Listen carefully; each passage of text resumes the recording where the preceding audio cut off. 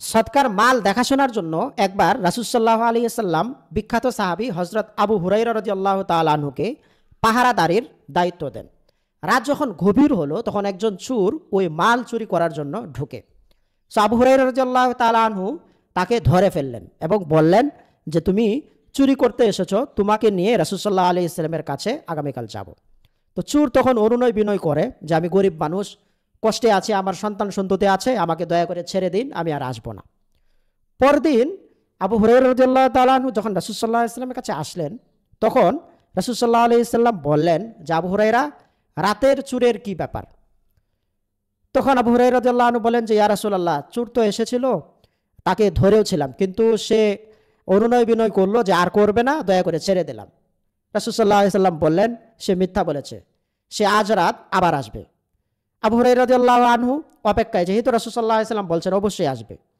দ্বিতীয় রাতে আবার আসলো। আবু হুরায়রা রাদিয়াল্লাহু আনহু আবার ধরে বললেন যে তোমাকে এবার নিয়েই যাব। সে আবার অনেক কাকুতি মিনতি করলো, আমাকে ছেড়ে দেন, আর জীবনে কখনো এরকম করব না। দয়া করে সাহাবী তাকে ছেড়ে দিলেন। পরদিন যখন রাসূল সাল্লাল্লাহু আলাইহি ওয়াসাল্লাম দরবারে আসলেন, রাসূল সাল্লাল্লাহু আবার জিজ্ঞাসা করলেন রাতের চোরের কি ব্যাপার? আবু হুরায়রা রাদিয়াল্লাহু আনহু বলেন যে ইয়া রাসূলুল্লাহ, আজকেও তো সে অনেক কষ্টের কথা, বিপদের কথা বলল, আমি তো দয়া হইলো ছেড়ে দিলাম। রাসূল সাল্লাল্লাহু আলাইহি ওয়াসাল্লাম বলেন সে কিন্তু মিথ্যা বলেছে, সে আজ রাত আবার আসবে। তৃতীয় রাত্রে ঠিকই এই চোর আবার আসলো। এবার আবু হুরায়রা রাদিয়াল্লাহু আনহু তাকে ধরে বললেন যে তোমার কোনো কথা শুনবো না, আগামীকাল রাসূল সাল্লাল্লাহু আলাইহি ওয়াসাল্লামের দরবারে তোমাকে নিয়ে যাবই যাব। তো চোর যখন বুঝলো যে সে কোনোভাবে ছাড়বে না, বলল ঠিক আছে, তুমি এক কাজ করো, তুমি আমাকে ছেড়ে দাও, বিনিময়ে তোমাকে আমি এমন একটা দোয়া শেখাবো, যেই দোয়া তুমি যদি পড়ো তাহলে আল্লাহ তাআলা তোমার পক্ষ থেকে একজন পাহারাদার নিযুক্ত করে দেবেন, আর তুমি শয়তান থেকে সম্পূর্ণ মুক্ত থাকবে। এখন তুমি কি চাও, আমাকে ধরে নিয়ে যাবা, নাকি এই গুরুত্বপূর্ণ দোয়াটা শিখবা যে তোমার সম্পদ সব কিছু সংরক্ষিত থাকবে, শয়তান থেকে তুমি দূরে থাকবে? আবু হুরায়রা রাদিয়াল্লাহু আনহু বললেন ঠিক আছে, তাহলে দোয়াই শেখাও। তখন সে বলল যে তুমি প্রত্যেক রাত্রে ঘুমানোর আগে আয়াতুল কুরসি পড়ে নেবা। আবু হুরায়রা রাদিয়াল্লাহু আনহু ছেড়ে দিলেন। পরদিন রাসূল সাল্লাল্লাহু আলাইহি ওয়াসাল্লাম দরবারে যখন আসলেন, রাসূল সাল্লাল্লাহু আলাইহি জিজ্ঞেস করলেন কি ব্যাপার আবু হুরায়রা, রাতের চোরের কি ব্যাপার? আবু হুরায়রা রাদিয়াল্লাহু আনহু বললেন যে ইয়া রাসূলুল্লাহ, এরকম ঘটনা, সে তো আমাকে একটা দোয়া শিখিয়েছে এবং বলছে আয়াতুল কুরসি যদি পড়া হয় তাহলে পাহারাদার নিযুক্ত করা হবে। রাসূল সাল্লাল্লাহু আলাইহি ওয়াসাল্লাম বললেন যে সে সত্য কথা বলেছে, যদিও সে একজন মিথ্যাবাদী লোক।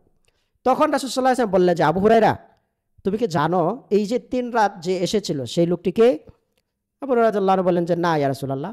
বলল সে ছিল শয়তান, শয়তান এসেছিল তোমার সম্পদ চুরি করার জন্য। তবে কেউ যদি আয়াতুল কুরসি পড়ে তাহলে অবশ্যই আল্লাহ তাআলা পাহারাদার নিযুক্ত করবেন, তার সন্তান সন্ততি সম্পদ সংরক্ষিত থাকবে এবং শয়তান থেকে সে দূরে থাকবে। আর হাদিস শরীফে এরকমও এসেছে যে কেউ যদি প্রত্যেক নামাজের পর আয়াতুল কুরসি একবার করে পড়েন তাহলে তার এবং জান্নাতের মাঝখানে বাধা হচ্ছে মৃত্যু, অর্থাৎ মৃত্যুর সাথে সাথেই সে লোকটা জান্নাতে হয়ে যাবে। তো চলুন আমরা অবশ্যই আজকে থেকে আয়াতুল কুরসি পড়ার আমল করছি। আয়াতুল কুরসিটা আমি একবার বলে দিচ্ছি, আপনারা শুনে নেবেন।